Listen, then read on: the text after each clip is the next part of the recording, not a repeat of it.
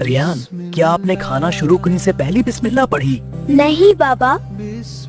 پیارے بچوں سنو ایک بات، اللہ رہے گا ہر دم ساتھ، جب بھی کوئی کام کرو تم اللہ کا بس نام لو تم۔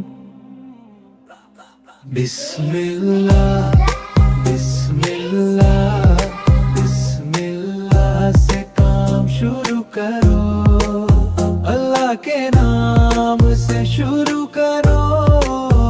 بسم اللہ بسم اللہ بسم اللہ سے کام شروع کرو، اللہ کے نام سے شروع کرو۔ بسم اللہ۔ کھانا ہو بسم اللہ۔ پانی پینا سنت طریقے سے ہے جینا، بسم اللہ۔ پہلے بسم اللہ تم کہنا، پھر ہی شروع تم کرنا کھانا۔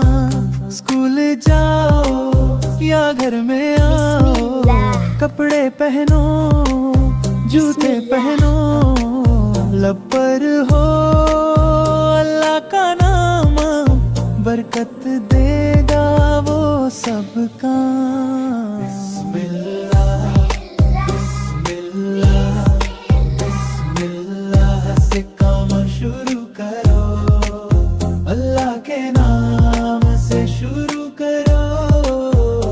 بسم اللہ بسم اللہ بسم اللہ سے کام شروع کرو، اللہ کے نام سے شروع کرو۔ شیطان بھی تب بھاگ جائے گا، اللہ تم سے خوش ہو جائے گا۔ سچی اور یہ پیاری بات یاد رکھو تم